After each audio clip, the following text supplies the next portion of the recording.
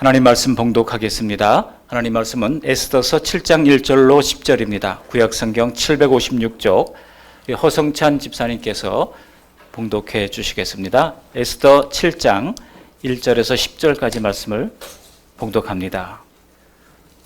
왕이 하만과 함께 또 왕후 에스더의 잔치에 가니라. 왕이 이 둘째 날 잔치에 술을 마실 때에 다시 에스더에게 물어 이르되, 왕후 에스더여, 그대의 소청이 무엇이냐 곧 허락하겠노라. 그대의 요구가 무엇이냐 곧 나라의 절반이라 할지라도 시행하겠노라. 왕후 에스더가 대답하여 이르되, 왕이여, 내가 만일 왕의 목전에서 은혜를 입었으며 왕이 좋게 여기시면 내 소청대로 내 생명을 내게 주시고 내 요구대로 내 민족을 내게 주소서. 나와 내 민족이 팔려서 죽임과 도륙함과 진멸함을 당하게 되었나이다. 만일 우리가 노비로 팔렸더라면 내가 잠잠하였으리이다. 그래도 대적이 왕의 손해를 보충하지 못하였으리이다 하니, 아하수에로 왕이 왕후 에스더에게 말하여 이르되, 감히 이런 일을 심중에 품은 자가 누구며 그가 어디 있느냐 하니, 에스더가 이르되, 대적과 원수는 이 약한 하만이니이다 하니, 하만이 왕과 왕후 앞에서 두려워하거늘 왕이 노하여 일어나서 잔치 자리를 떠나 왕궁 후원으로 들어가니라. 하만이 일어서서 왕후 에스더에게 생명을 구하니, 이는 왕이 자기에게 벌을 내리기로 결심한 줄 알미더라. 왕이 후원으로부터 잔치 자리에 돌아오니 하만이 에스더가 앉은 걸상 위에 엎드렸거늘 왕이 이르되, 저가 궁중 내 앞에서 왕후를 강간까지 하고자 하는가 하니, 이 말이 왕의 입에서 나오매 무리가 하만의 얼굴을 싸더라. 왕을 모신 내시 중에 하르보나가 왕에게 아뢰되, 왕을 위하여 충성된 말로 고발한 모르드게를 달고자 하여 하만이 높이가 50규빗 되는 나무를 준비하였는데, 이제 그 나무가 하만의 집에 섰나이다. 왕이 이르되, 하만을 그 나무에 달라 하매 모르드게를 매달려고 한 나무에 하만을 다니 왕의 도가 그치니라. 아멘. 우리 옆 사람과 한번 서로 인사하시겠습니다. 환영합니다. 반갑습니다. 잘 오셨습니다. 한번 인사하시겠습니다. 네, 감사합니다. 우리 국제학부의 판광미 자매가 인도한 우리 조홍문 형제, 우리 박사과정에 있는데 저 위에 있습니다. 우리 박수로 한번 뜨거운 박수로 격려해 주시기를 바라겠습니다. 고맙습니다. 네, 잘 오셨어요? 한국말 잘 되죠? 예, 감사합니다. 예, 감사합니다. 우리 지난주에 왔던 우리 학생들은 한국말이 굉장히 서툴렀는데요. 영어로는 가능합니다. 우리 학생들하고도 잘 교통하면서 은혜 가운데서 또 한국에 공부하러 왔다가 정말 좋으신 예수님을 만나도록 격려해 주시기를 바라겠습니다. 또 온라인으로 예배하는 성도님들이 계신데 우리 손을 들어 지난번처럼 한번 이제 온라인으로 예배하는 분들에게도 인사를 하도록 하겠습니다. 환영합니다. 사랑합니다. 인사하십시오. 환영합니다. 사랑합니다. 감사합니다. 오늘도 에스더 말씀을 통해서 은혜를 나누려고 합니다. 에스더 말씀은 다음 주까지 진행하도록 하겠습니다. 에스더서는 아시는 것처럼 유다민족의 몰살 위기를 침체되었던 신앙 부흥의 기회로 만들어낸 기적의 역사라 할 수 있습니다. 우리의 시련과 고난을 통해서도 하나님이 역사하신다 하는 것을 우리는 에스더서를 통해서 볼 수 있습니다. 사실 지난 2년 반 동안 코로나로 말미암아 우리가 교회 모든 집회나 이런 것들이 억눌렸잖아요. 그러나 다시 회복이 되고 있는 이때에 신앙 회복의 역사를 이루어야 할 줄로 압니다. 기도 회복의 역사, 찬양 회복의 역사, 교제 회복의 역사가 이루게 되시기를 바랍니다. 오늘 드디어 이 왕후 에스더가 민족의 목숨을 건질 협상장으로 이제 들어가게 됩니다. 그가 베푼 두 번째 잔치에서는 더 이상 미룰 수가 없잖아요. 이제 왕과談판을 지어야 합니다. 여러분, 이談판이 결코 쉬운談판이 아니잖아요. 지금 우크라이나 러시아 그 전쟁을 좀 멈추어 보겠다고 EU 집행위원장과 여러 또 주변의 국가들 대통령들이 함께 이제 푸틴 대통령 그리고 젤렌스키 대통령 연쇄 만남을 하면서 이제 이 문제를 해결하려고 여러 번 회담을 했습니다. 근데 그 회담을 할 때 그냥 회담장에 나가지 않습니다. 같이 국무위원들과 어떤 입장을 가지고 우리가 얘기를 해야 되는지, 원론적인 얘기는 뻔하잖아요. 전쟁을 속히 멈추고 평화를 가져오는 것 아니겠습니까? 그런데 그 지금 젤렌스키 대통령이 계속 전 세계의 텔레비전 또 혹은 이제 유튜브나 혹은 이제 줌을 통해 가지고 국제사회의 도움을 호소합니다.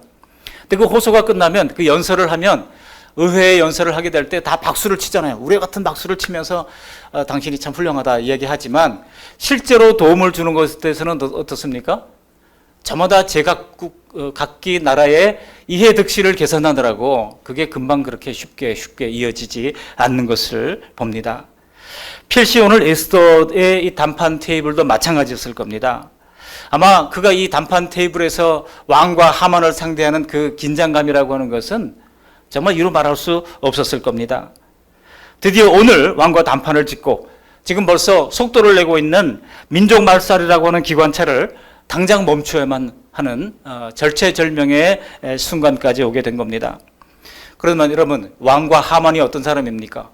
하만은 이 유다인 멸절 정책을 지금 위반한 사람이고 왕은 거기에 서명한 사람 아니겠습니까? 그러니까 황제와 최고 권력자와 더불어 싸운다고 하는 것은 누가 보더라도 승산이 없는 싸움입니다. 그렇지만 여러분, 하나님이 그 자리에 계신다면 상황은 달라지는 줄 믿습니다. 얘기가 달라지는 겁니다. 하나님이 계신다면 얘기가 달라집니다. 우리 같이 한번 따라해 보실까요? 하나님이 함께 계시면 달라집니다. 시작. 하나님이 함께 계시면 달라집니다. 믿습니까? 아멘. 우리 앞에 앞날이 여러 가지 어둠과 흑암에 처해 있다 할지라도 하나님이 함께 계시면 달라지는 줄 믿습니다. 앞서서 모르드게를 죽이려던 이 하만의 계획을 하나님께서 어떻게 철두철미 뒤집어 놓으셨는가를 보셨잖아요.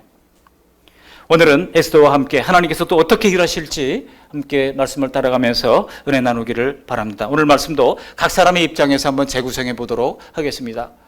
첫 번째로 에스더고요. 두 번째로는 아하수에로 왕, 그리고 마지막으로는 하만의 입장에서 생각해 보도록 하겠습니다. 에스더의 입장입니다. 에스더는요, 한마디로 믿음과 그리고 간청의 사람이라 할 수 있습니다. 근데 어떤 믿음일까요? 그것은 바로 하나님께 맡기는 믿음이라고 할 수 있습니다. 에스더는 왕과 하만을 상대할 두 번째 잔치를 이제 마련하게 됩니다. 1절에 보면 그래서 왕이 하만과 함께 왕후 에스더의 잔치에 갔다라고 말씀하고 있습니다. 여기까지는 지금 에스더의 전략 그대로 잘 진행이 되고 있습니다.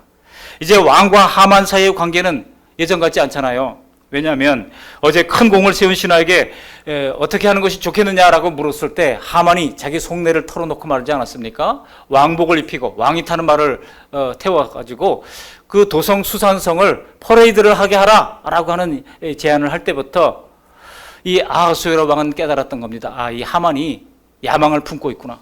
왕이 되고 싶구나. 그런 생각을 하게 됐을 겁니다. 경계를 하게 된 겁니다. 이 하만의 마음을 왕이 읽어버린 겁니다. 그렇지만 하나님께서 어떻게 바꾸셨습니까?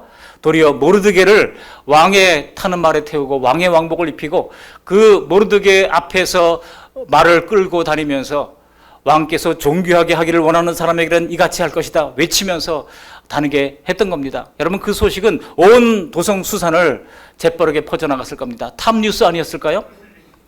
지금 국무총리가 이 모르드게라는 사람을 왕복을 입히고 왕의 말에 태워가지고 도성 수산을 돌고 있다고 하는 소문이 순식간에 온 동네에 퍼졌을 겁니다. 그렇기 때문에 에스더도 물론 그 사실을 잘 알았을 겁니다. 여러분, 하나님께서 움직이고 계시다고 하는 분명한 증거를 에스더는 본 것입니다.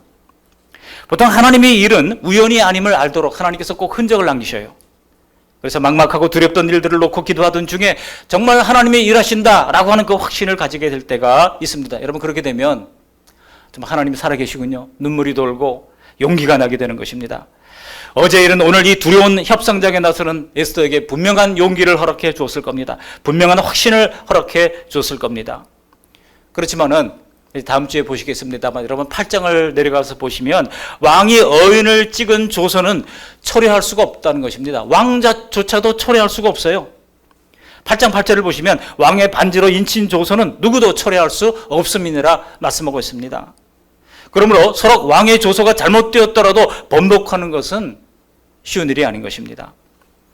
여러분, 계약 서류에 아주 깨알 같은 글씨로 쓴 것이 있죠. 그거를 약관이라고 그러는데요. 제가 대학 다닐 때 이제 무역학과를 공부를 했는데요. 숙제 중에 어떤 게 쓰는가 하면은 이제 이 수출 수입 계약 서류에 그 약관을 돋보기로 봐야 돼요. 너무 글씨가 작아가지고 그거를 번역해 오는 숙제가 있었어요. 그러면서 막 이렇게 작게 쓰느냐고 막 불평을 했던 기억이 납니다만, 그렇지만 그 하나하나를 다 읽어야 되는 거예요. 왜 그렇습니까? 그 하나하나가 다 결정적인 이제 조항이 다 들어있는 것이기 때문입니다. 우리도 살다 보면 정말 현실적으로 가망이 없는 일을 만날 때가 있습니다. 정말 풀기 어려운 환경을 만날 때가 있습니다. 꼬인 인간관계를 푸는 일, 치료가 힘든 그런 질병들, 정답이 없는 재정 문제, 꽉 막힌 진로의 문, 여러분 그런 한가운데 있을 때 정말 내가 여기서 무너지지 않을까 두렵고 약해질 때가 있습니다. 그런데 오늘 에스더가 정말 해결 가능성이 없어 보이는 문제를 놓고 그 산더미 같은 중압감을 이 가녀린 여인의 몸으로 지금 맞짱을 뜨고 있는 겁니다. 여러분 이 에스더의 모습이 경이로울 뿐입니다. 이것은 3장에서 살펴본 대로 나 혼자만의 믿음이 아니라 죽으면 죽으리라 3일을 금식하면서 하나님께 나갔던 이후에 그가 얻게 된 용기라고 할 수가 있습니다.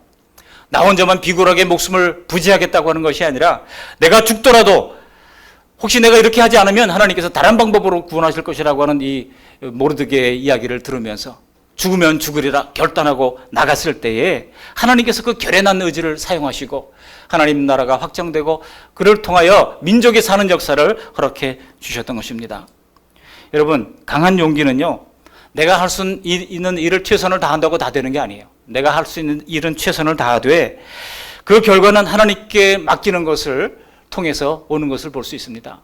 이 에스더는 하나님께 맡기는 믿음이 있었던 겁니다. 우리도 그런 경험들이 있잖아요. 내가 기도하고 그 결과를 믿는 것이 아니라 응답하실 하나님을 신뢰하고 따라가는 것입니다. 그렇기 때문에 내가 원하는 결과를 정해놓고 그것을 꼭 이루어달라고 기도하다가 안 됐다고 하나님께 울고불고 반항할 필요가 없습니다. 하나님께 온전히 소망을 두는 사람은 이게 아니면 안 된다라고 하는 식의 생각을 갖지 않습니다. 진정한 믿음은 이게 아니면 안 된다라고 하는 태도가 아니라 점점 사라지는 그런 것들이 사라지고 하나님의 경영의 광대하심, 뭐 더 선한 뜻이 있겠지, 하나님의 선하신 계획이 있겠지, 그것을 인정하는 삶인 것입니다. 내 생각을 고집할 필요가 없는 것입니다. 왜 그렇습니까? 나를 향한 하나님의 더 선하심을 믿기 때문입니다. 에스더가 만일 모든 게 내게 달렸다고 생각했다 그러면 여러분 덜덜 떨려가지고 말인들 제대로 했겠습니까? 오늘 에스더의 3일처럼 기도하면 그 결과를 하나님께서 책임져 주십니다. 그 결과를 항상 인간의 결정보다 더 좋은 길로 하나님께서 열어주십니다. 이러한 용기와 담대함으로 살아갈 수 있는 저와 여러분들이 되시기를 바랍니다. 에스더는요 믿음의 사람이었는데 어떤 믿음? 하나님께 맡기는 믿음의 사람이었다는 겁니다. 뿐만 아니라 에스더는 간청하는 사람이었는데 에스더의 간청을 살펴보면요 굉장히 간결하고 명료합니다. 두루뭉실하지 않아요. 아주 정확하게 얘기를 했어요. 여기 3절에 보시면 에스더가 기도를 하는데요 내 생명을 내게 주소서, 내 민족을 내게 주소서라고 간청을 하고 있습니다. 두 번째 잔치에서 에스더가 입을 열어서 아주 간결하게 분명하게 소개를 하고 있는 겁니다. 그것은 정밀하게 계산된 하늘의 지혜였습니다. 여러분 지금 한미 이제 협상이 벌어지고 있고 오늘 뭐 끝나게 됩니다만 그 협상할 때 대통령이 자기 생각 마음대로 하던가요? 아니잖아요. 미리 국무위원들이 모여서 어떤 부분을 얘기해달라, 어떤 부분을 얘기해달라, 어떤 단어들은 대통령이 싫어하는 단어니까 그런 단어는 쓰지 말라, 분위기도 어떤 것이 좋겠다, 다 정밀하게 계산해서 하는 거 아니겠습니까? 음악을 틀 때 어떤 음악을 틀어라, 그런 것들을요 다 정확하게 계산해서 하지 대충 하지 않습니다. 그러니까 이게 그냥 에스더가 무슨 말을 할지 그냥 즉흥적으로 얘기했던 게 아니에요. 어쩌면 그녀는 밤새 한잠도 자지 못했을 수도 있습니다. 결판을 내기 위해서 어떤 말을 하는 것이 좋을까? 내 생명을 내게 주소서, 내 민족을 내게 주소서, 이 말만 해야 되겠다 결정을 했던 겁니다.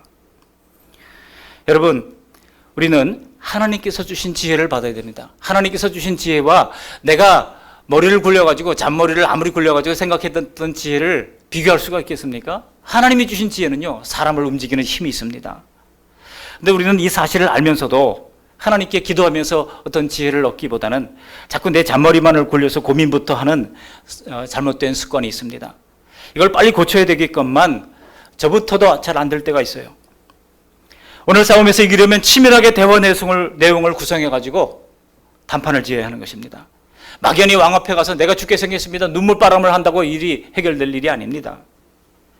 에스더가 왕에게 했던 말을 읽어보시면요 에스더의 계획이 성공했던 몇 가지 중요한 단서들이 있습니다.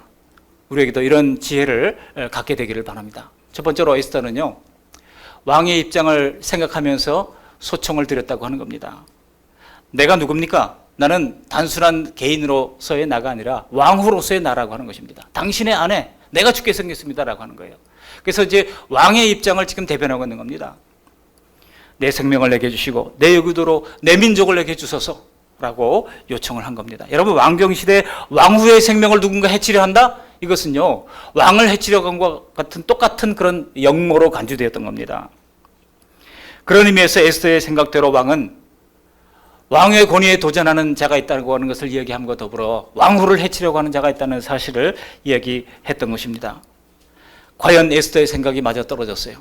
에스더의 생각대로 왕은 자기의 권위와 왕가를 위협하는 자가 있다고 하는 말에 대노를 하면서 에스더를 옹호하는 편에 서게 되는 것입니다. 뿐만 아니라 에스더는요, 왕에게 구체적인 손해가 임하게 될 것을 언급을 했다는 데 있습니다. 우리 4절 말씀 같이 한번 읽어보실까요? 4절입니다. 나와 내 민족이 팔려서 죽임과 도륙함과 진멸함을 당하게 되었나이다. 만일 우리가 노비로 팔렸더라면 내가 잠잠하였으리이다. 그래도 대적이 왕의 손해를 보충하지 못하였으리이다 하니. 무슨 말입니까? 지금 하만이 왕에게 이 한 민족을 없애기 위해서 자기가 은 1만 달란트를 뇌물려 드려가지고 이 일을 하겠다고 했던 거 아니겠습니까? 그런데 이 민족을 말이죠, 이 민족을 노비로 팔아버린다면 왕에게 유익이 될 텐데, 그것도 아니고 그냥 죽인다면 왕에게 얼마나 손해가 되겠냐는 거예요. 또 설령 노비로 판다 할지라도 왕에게 하만이 드린 그 은 1만 달란트가 보충이 될 수도 없다는 얘기입니다. 그러니까 지금 왕에게 손해를 지금 끼치려고 하는 이 약한 일을 중단해야 한다고 요청하고 있는 겁니다. 한마디로 당신도, 왕도 이 사건의 피해자라고 하는 사실을 부각시키고 있는 거예요. 여러분, 에스더는 여기서 왜 검토도 해보지 않고 거기다가 도장을 찍었습니까? 그 왜 어인을 내주었습니까? 그렇게 왕을 핀잔하지 않았습니다. 몰아붙이지 않았습니다. 대신에 왕도 피해자입니다. 항상 왕의 입장에서 그런 이야기를 했다고 하는 데 있습니다. 그러자 과연 에스더의 생각대로 왕은 진노하면서 대체 누가 그런 짓을 했느냐? 꿈이냐? 묻는 겁니다. 5절 말씀 같이 읽어보실까요? 5절 함께 읽습니다. 아하수로 왕이 왕후 에스더에게 말하 이르되 감히 이런 일을 심중에 품은 자가 누구며 그가 어디 있느냐 하니. 자, 드디어 결정적 찬스가 온 것입니다. 여러분, 이때를 머뭇거리면 안 됩니다. 이때 두려우면 안 됩니다. 이때 에스더는 칼을 뽑듯 단호하게 손가락으로 하만을 가리키면서 이 악한 하만이 바로 범죄자라고 하는 것을 지목하게 되는 거예요. 우리 6절 말씀 함께 읽어보십니다. 시작. 에스더가 이르되 대적과 원수는 이 악한 하만이니이다 하니 하만이 왕과 왕후 앞에서 두려워하거늘. 여러분, 이 순간에 비로소 왕에게 밝혀진 것이 있습니다. 그래서 바로 이 왕후 에스더가 유다인이라고 하는 사실과 하만이 학살하려고 하는 것이 바로 유다 민족이라고 하는 것을 왕이 이제서 알게 된 겁니다. 하만도 왕후도 유다인인 것을 다시 기억하게 된 겁니다. 자, 이제 에스더가 할 일이 다 끝났어요. 여러분, 이제는 하나님이 할 일입니다. 하나님의 순간입니다. 하나님이 해야 할 일입니다. 여러분, 우리 한자어 가운데 이런 순간을 딱 이제 가르쳐주는 말이 있죠. 그게 바로 뭡니까? 진인사 대천명이라고 하는 것입니다. 인간이 할 일을 다 하고 그 다음에는 하나님께 맡기는 것이죠.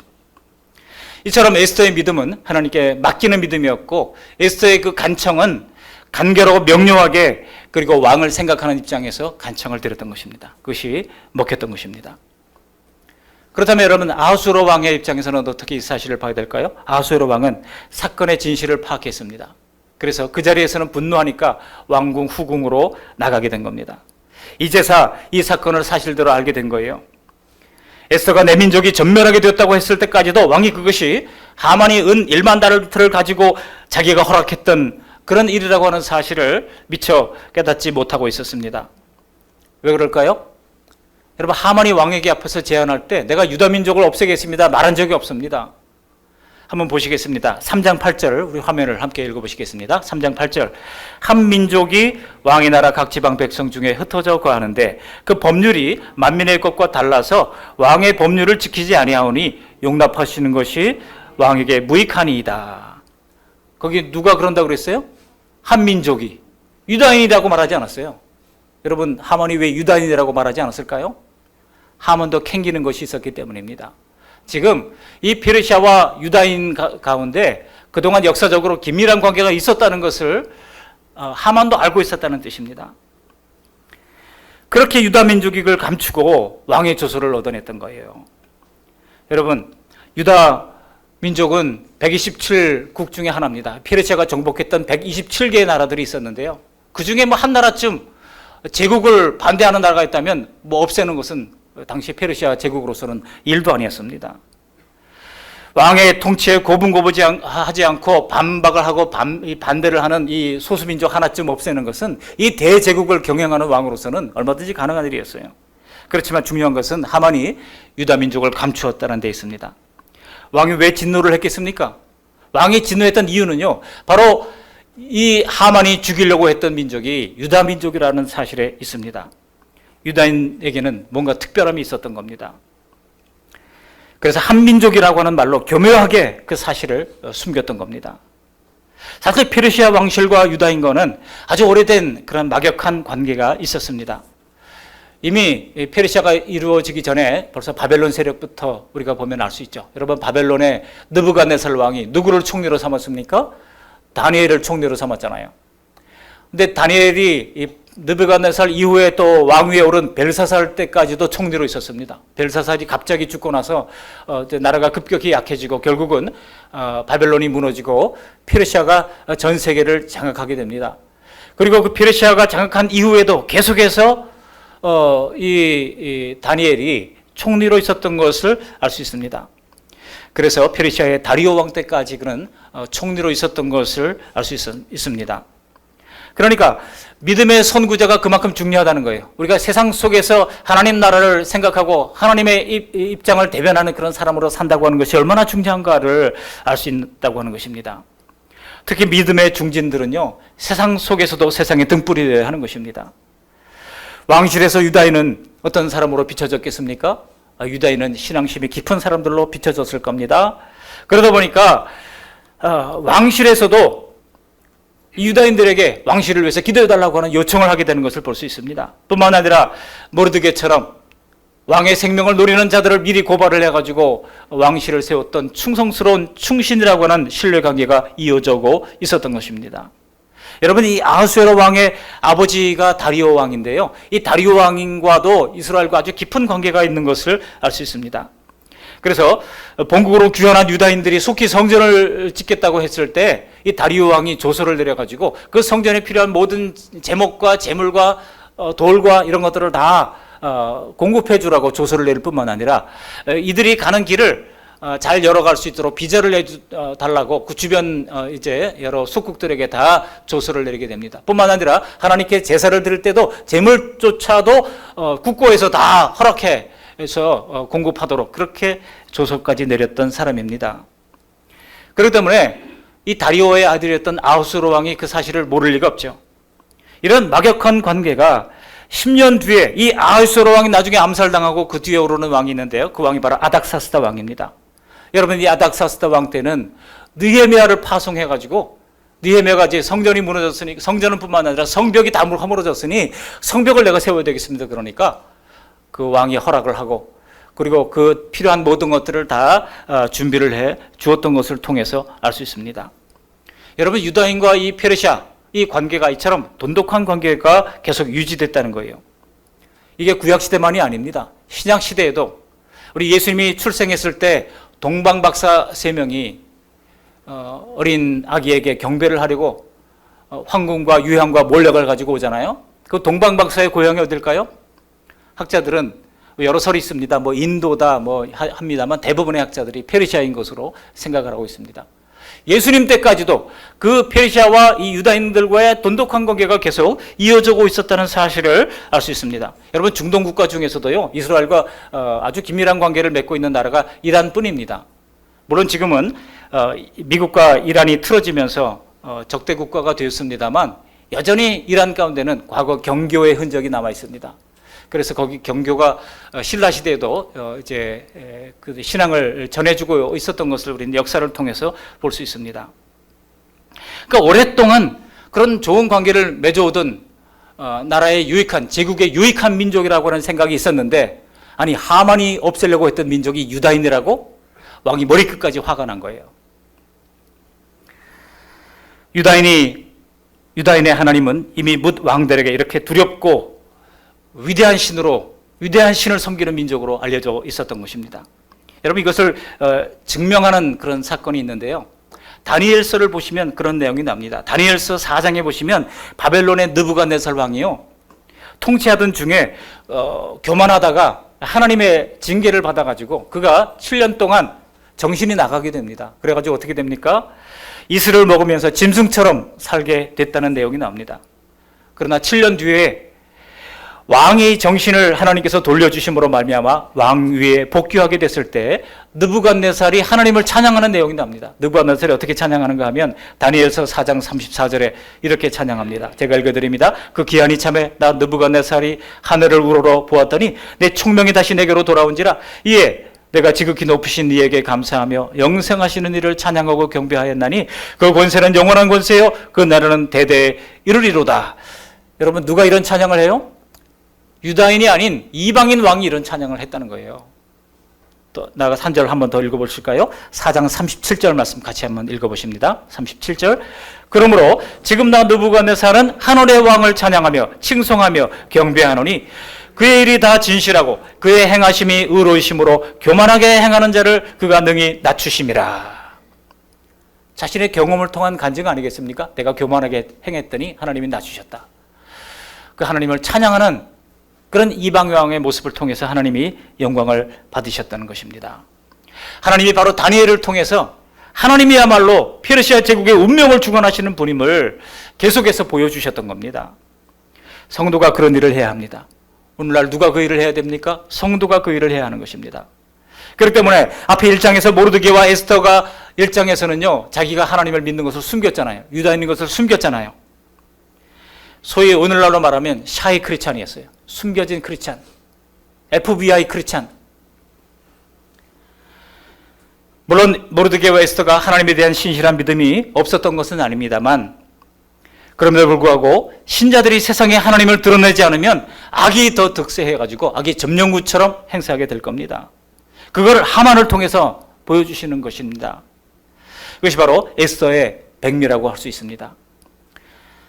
여러분 어쩌다 텔레비전을 제가 봤더니요 요즘 배우들이 뭐 노래하는 프로그램들이 나오더라고요. 배우들이 노래를 좋아하는 배우들이 모여가지고 노래를 하는데 그 지휘자가 뭐 우리나라에 둘째 가라면 서러워할 정도의 탁월한 지휘자입니다. 이분이 새롭게 하소서에 나와서 간증까지 했던 분이고 또 거기 배우들 중에도 제가 딱 보니까 독실한 신앙을 가진 그런 배우들이 여럿 있었습니다. 그런데 제가 2회까지 보고 이제 3회 예고편이 나오는데 보니까 깜짝 놀랐어요. 그 예고편에 이 프로그램이 잘 되도록 돼지 대가리를 갖다 놓고 거기 막 절하는 그런 모습이 예고편으로 나오는 거예요. 제가 깜짝 놀랐습니다. 여러분 만일 목사님을 모시고 예배 이 모든 프로그램이 잘 되도록 기도를 하라고 했다면 아마 뭐 들고 일어나는 사람들이 굉장히 많았을 것 같아요. 그런데 돼지 머리에 대해서는 왜 그렇게 관대한지 말이죠. 저는요 그 순간 갑자기 머리가 아득해지면서 아니 그 주의자는 뭐 했나? 예? 그리고 거기에 있는 믿음이 좋다는 그 사람들은 다 뭐 했나? 이거 하나 막지 못했나 하는 생각이 들면서 흥미가 뚝 떨어졌어요. 다시 안 봅니다 이제는. 워싱턴 중앙장로교회에 유흥열 목사님이라고 하는 분이 계십니다. 이분이 총신대 교수님으로 계시다가 워싱턴 우리 장로교회, 우리 합동측 교회인데요. 초빙을 받고 청빙을 받고 지금 목회를 하고 있는데 미국의 상하원 의원이 이제 의회를 개회할 때 항상 주변에 유력한 교회 목사님들을 모시고 기도를 하고 시작을 합니다. 근데 이분이 초청을 받아가지고 기도를 하러 갔어요. 근데 그 의회 사무국을 지나는데 그 사무국 직원이 조심할 것이 있습니다라고 얘기하는 거예요. 그 뭡니까? 그랬더니 기도를 다 마치고 예수님의 이름으로 기도하지 마십시오. 그렇게 얘기하는 거예요. 아니 목사를 불렀는데 예수님의 이름으로 기도하지 말라고요? 근데 또 가니까 또 다른 의원이 와가지고 예수님의 이름으로 기도하지 마십시오. 큰일 납니다라는 거예요. 그럼 어떻게 기도해야 됩니까? 그러니까 모든 종교의 신들의 이름으로 기도하라고 얘기를 하는 거예요. 순간 이분이 막 땀이 나고 머리에 막 쥐가 오는 것 같은 느낌을 받으면서 하나님께 지혜를 달라고 기도했습니다. 어떻게 됩니까? 이 순간을 제가 어떻게 해야 되겠습니까? 기도하는데요. 제가 이 간증을 새벽 기도회 때도 말씀을 드렸습니다. 근데 이분이 다니엘이 떠올랐다는 거예요. 다니엘이 정말 왕이 엄청난 그 신상을 만들어 놓고 한 달 동안 다른 신에게 절하지 말고 거기만 절하도록 했을 때에도 그 사실을 알면서도 다니엘은 예루살렘을 향해 난 문을 열어놓고 하루 3번씩 예루살렘 향해서 기도하지 않았습니까? 그래서 그가 순서에 따라서 기도를 하게 됩니다. 기도를 하고 다 끝나는 마지막에 살아계신 우리 구주 예수 그리스도의 이름으로 기도합니다라고 외쳤어요. 그랬더니요, 그동안 이런 이 반기독교 의원들에게 눌려있던 수많은 기독 의원들이 기립박수를 하면서 말이죠, 잘했다고 칭찬을 했다는 겁니다. 여러분, 이 시대에 어떤 사람들이 필요합니까? 우리는 예수님을 드러내고 높이는 삶을 살아야 하는 것입니다. 속으로만 믿음을 갖고 있다면 하나님을 위해서도 뿐만 아니라 사람을 위해서도 어떤 일도 할 수 없습니다. 처음엔 모르드게도 숨은 신자였습니다.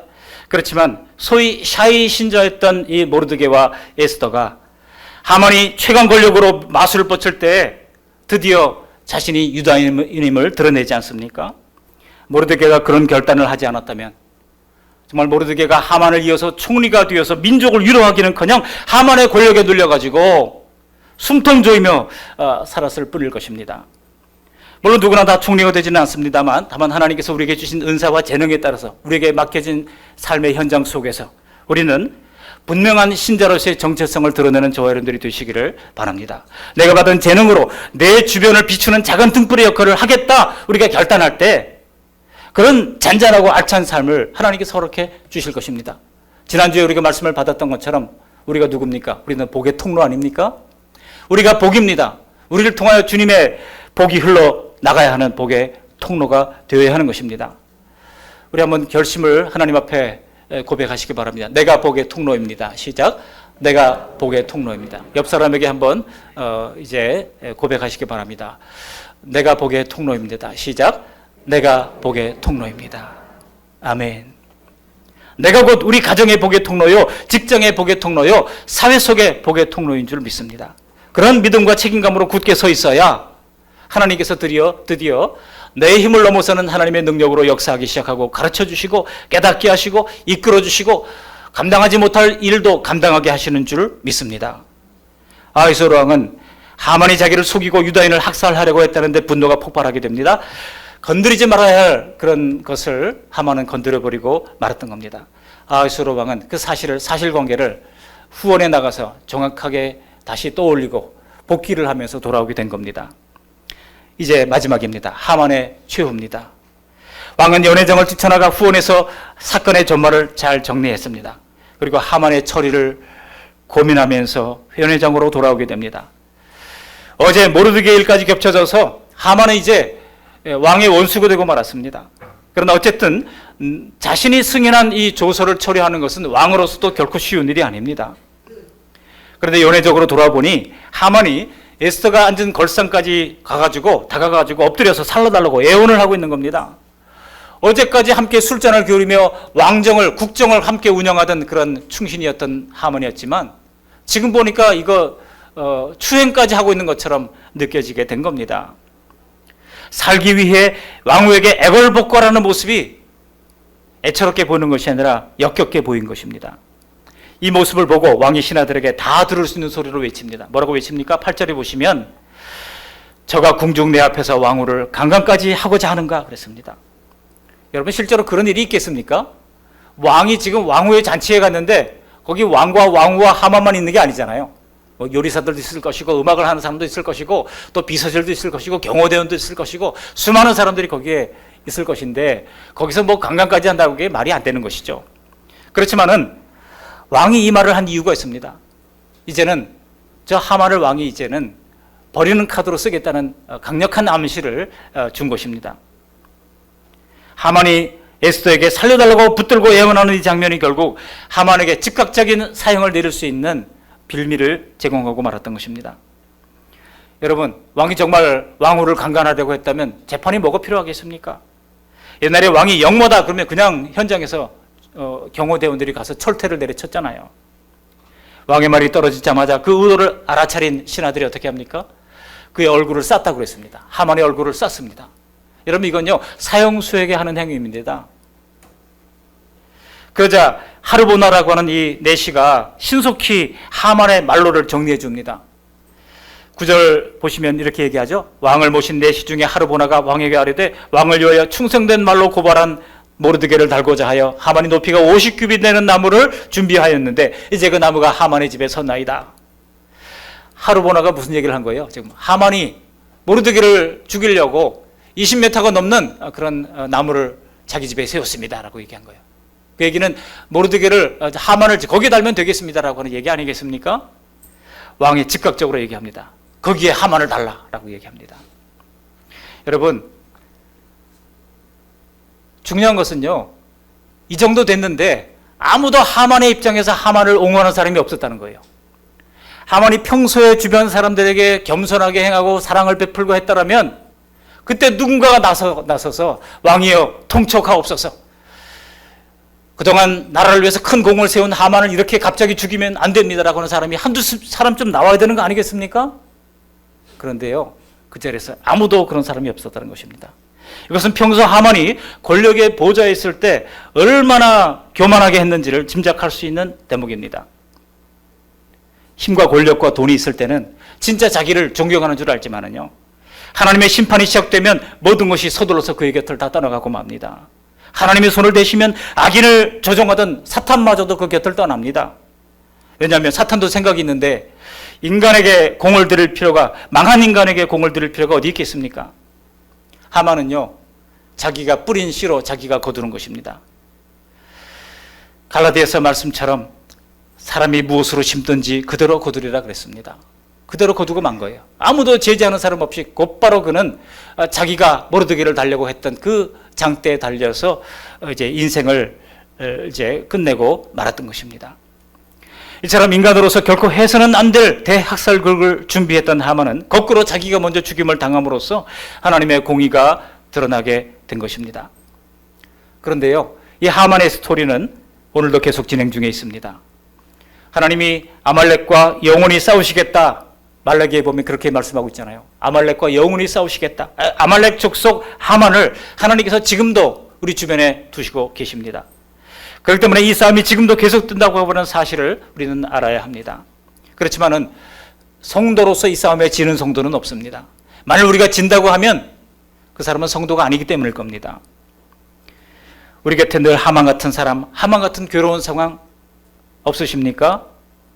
그러나 악인이 아무리 무서운 기세로 달려든다 할지라도 오늘 하만의 최후처럼 끝이 있음을 믿으시고 하나님을 의지하여 힘을 내시기를 주님의 이름으로 축원합니다. 말씀을 정리합니다. 악의 공격과 재난이 몰고 오는 인생의 고통을 하나님께서는 에스더를 통해서 경고하고 있습니다. 그러므로 귀를 닫고 이런 일이 일어나지 않을 거라고 생각하면 안 됩니다. 그런 시련이 닥칠 때 에스더는 비로소 기도로 죽으면 죽으리다 결단할 수 있었던 겁니다. 평소 신앙의 실력을 갖추어야 우리는 결정적 순간에 믿음을 지킬 수 있는 것입니다. 평소 기도하고 평소 주님의 말씀을 따르고 평소 말씀을 암송하고 말씀대로 지배를 받기 위하여 애쓰는 사람이 되어야 할 것입니다. 여러분, 에스더가 기도가 아니었다면 무슨 일로 이 큰 일을 그가 이룰 수 있었겠습니까? 여러분, 기도의 유익이 그렇게 크다고 하다면 마귀 사탄이 가장 방해하는 것이 무엇이겠습니까? 우리가 기도하려고 하는 것을 방해할 겁니다. 지금 6월 되면 6월 첫째 주, 둘째 주, 셋째 주 세일에 걸쳐서 화요일부터 토요일까지 특별 이제 새벽 기도회를 가지려고 합니다. 분명히 방해가 있을 겁니다. 나는 바쁩니다. 나는 피곤합니다. 나는 힘듭니다. 또 여러 가지 급한 일이 많습니다. 방해거리를 사단이 가져다 줄 겁니다. 그런데 여러분, 정면으로 돌파하는 우리 모두가 되시기를 바랍니다. 기도하면서 하나님 주신 은혜를 누리시고 문제가 해결되는 은혜를 누리시고 하나님의 교회가 성장하는 그런 첫발을 내딛는 귀한 시간이 되시기를 주님의 이름으로 축복합니다. 예수님이 이 땅에 오셨을 때 성소와 지성소를 맡고 있는 휘장이 찢어졌잖아요. 우리 예수님은요, 자신의 육체를 찢어서 하나님과 가로막혔던 우리와의 관계를 이제 열어 놓으셨던 것입니다. 히브리서 10장 20절이 뭐라고 그럽니까? 우리 같이 한번 읽어보시겠습니다. 히브리서 10장 20절입니다. 그 길은 우리를 위하여 휘장 가운데로 열어놓으신 새로운 살 길이요 휘장은 곧 그의 육체니라. 휘장이 뭐라고요? 예수님의 육체라고 하는 것입니다. 예수님이 십자가에서 육체를 찢어 하나님과 우리를 화평하게 하셨습니다. 그리고 예수님은 우리에게도 자기 십자가를 지고 따르라고 요청하고 계십니다. 우리가 져야 하는 십자가, 이것은 신학의 실력이 있어야 질 수 있습니다. 하나님의 뜻만 행하겠다고 하는 의지를 세상 속에서도 드러낼 수 있는 일, 기도를 통해 힘을 받아야 가능한 일입니다. 그럴 때 하나님은 우리를 통해 세상에서 영광을 받으실 것이고 믿지 않는 사람들조차 하나님의 이름을 영어롭게 하는 그런 역사가 나로 말미암아 일어날 줄로 믿습니다. 이런 은혜가 있기를 주님의 이름으로 축원합니다. 아멘. 고마우신 하나님 아버지, 오늘 세 사람의 모습을 통해서 우리에게 도전해 주신 것을 감사를 드립니다. 에스더처럼 기도하되 결과를 언제나 하나님께 맡기는 믿음을 가지도록 은혜를 베풀어 주시고, 내가 원했던 뜻대로 되지 않는다 할지라도 하나님의 더 큰 계획이 있는 줄 믿고 믿음으로 받아들이도록 역사해 주시옵시고, 하나님 아버지 또한 간청하되 기도하며 얻은 지혜로 간결하고 명료하게 하나님께 구하게 도와주시옵시고, 또한 아하수에로처럼 사건의 전말을 진실하게 잘 파악할 수 있도록 인도해 주셔서, 하나님 아버지 또한 이제 뿌림대로 거두는 하나님의 경고의 말씀을 깨달아 알게 하셔서 평소 신앙의 실력을 기르고 하나님 아버지 특별히 기도자로 살아갈 수 있도록 은혜를 베풀어 주시고, 분명한 신앙의 정체성을 가질 수 있도록 인도해 주심으로 말미암아 하나님께 영광을 돌리는 복된 인생 다 되도록 저희들을 사용해 주시옵소서. 예수님 거룩하신 이름으로 감사하며 기도합니다. 아멘.